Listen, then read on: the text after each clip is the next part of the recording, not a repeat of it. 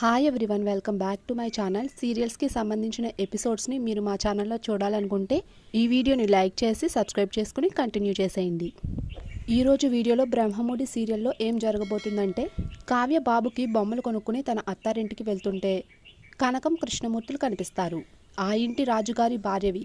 సవత కొడుకు బొమ్మలు కొనుక్కోవడానికి రోడ్డున పడ్డావా, పరిస్థితులతో రాజీ పడిపోతున్నావా అంటుంది కనకం కోపంగా. అతడు నీకు తీరని అన్యాయం చేశాక వదిలేయచ్చు కదమ్మా అంటాడు కృష్ణమూర్తి బాధగా చూస్తూ. పద కావ్య, ఇటు నుంచి ఇటే మనం పోలీస్ స్టేషన్కి వెళ్ళిపోదాం. మీ అత్తింటి పరువు తీసి వాళ్ళని వీధికి లాగుదాం. అయినా నీకేం కర్మే, భర్త మోసగాడైనా సరే పుట్టింటికి రావద్దని మేము సగటు తల్లిదండ్రుల ఆంక్షలు పెడుతున్నామనుకుంటున్నావా? ఆ ఇంటి మీద నీ భర్త మీద కేసులు పెట్టి మనం మన ఇంటికి వెళ్ళిపోదాం రా తల్లి అంటుంది కన్నీళ్లతో కనకం. ఇక కావ్య తల్లిదండ్రుల్ని ఏకిపరుస్తూ ఈ విధంగా మాట్లాడుతుంది. కేసు పెడదామా అమ్మ? అతడు మనకు చాలా అన్యాయం చేశాడు కదా. కేసు పెట్టి అతడి మర్యాదని మంట కలిపేద్దాం. స్వప్న మోసం చేసి వెళ్ళిపోతే నేను ముసిగేసుకుని పీటల మీద కూర్చుంటే తాళి కట్టినందుకు కేసు పెట్టి లోపల వేద్దాం. నువ్వు ఇల్లు తాకట్టు పెట్టి మీరంతా రోడ్డున పడితే కాపాడి తిరిగి ఇల్లు చేతికి వచ్చేలా చేశాడు కదా పాపం. కేసు పెట్టి పరుగు తీసేద్దాం. విగ్రహాలు ఎత్తుకెళ్లిన రౌడీలతో ప్రాణాలకు తెగించి పోరాడి తిరిగి ఇంటికి తెచ్చాడు కదా, అలాంటి వాడిని క్షమించాలా, క్షమించకూడదు, కేసు పెట్టేద్దామని వరుసగా రాజ్ చేసిన ప్రతి మంచి పనిని గుర్తు చేస్తుంది కావ్య. బాగా ఉన్నప్పుడు అల్లుడు గారు అని గౌరవించి బాలేనప్పుడు రోడ్డుకు విడుద్దామంటారా? ఇంట్లో అంతా ఆయనకి ఆల్రెడీ శిక్ష విధించారు. ఇప్పుడు ఆయన కష్టంలో ఉన్నారు. నా అవసరం ఆయనకు ఉంది.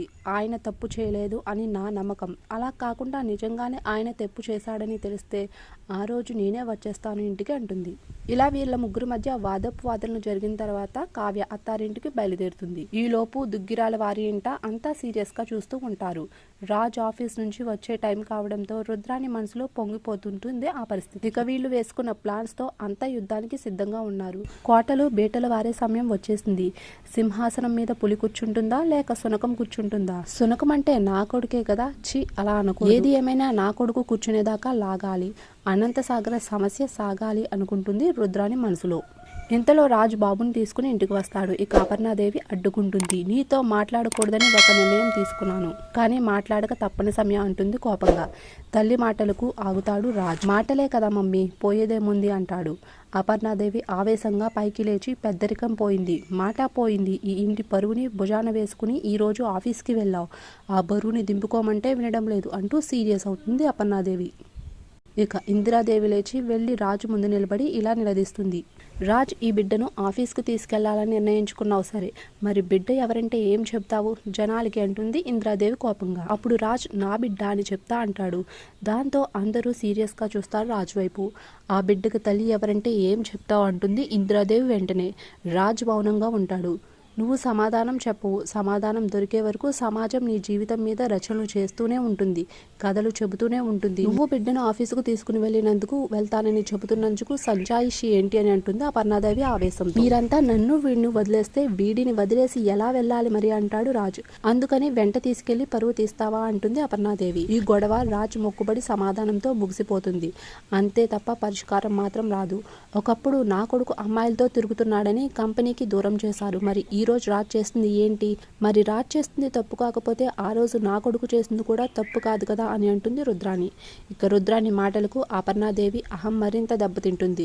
బిడ్డనైనా వదిలేయాలి లేదా కంపెనీ బాధ్యతల నుంచైనా తప్పుకోవాలని తీర్పిస్తుంది. సుభాష్ ప్రకాశం ఆ తీర్పుకు వ్యతిరేకంగా మాట్లాడు, కానీ ధాన్యం కూడా అందుకుంటుంది. అక్క ఇచ్చిన తీర్పు సరైనది, బిడ్డను వదిలేయాలి లేదా కంపెనీనైనా వదిలేయాలి అని అంటూ అరుస్తుంది కళ్యాణ్ కోసం.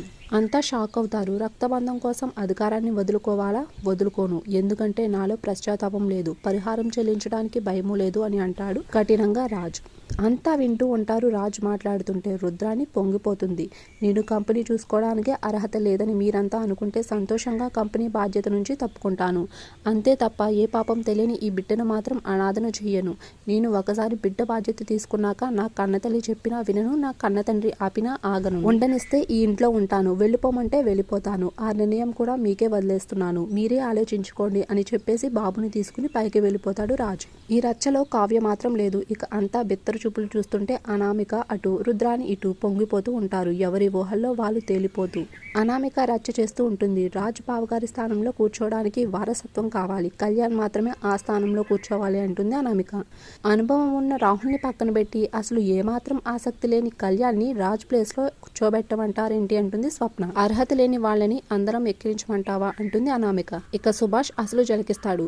ఈ ఇంట్లో రాజ్ స్థానంలో కూర్చోడానికి సరైన అర్హత ఒక్కరికే ఉంది, అది ఎవరో కాదు, నా కోడలు కావ్య అంటాడు. దీంతో బిత్తరపోతారు అందరూ. దీంతో కావ్య కూడా షాక్ అవుతుంది ఈ నిర్ణయానికి. సో ఇదండి ఈ రోజు ఎపిసోడ్. ఇక కమింగ్ ఎపిసోడ్స్ లో ఏం జరగబోతుందో అనేది తెలుసుకోవాలంటే ముందుగా మన ఛానల్ ని సబ్స్క్రైబ్ చేసుకుని పక్కనే ఉన్న బెల్ ఐకాన్ యాక్టివేట్ చేసుకోండి.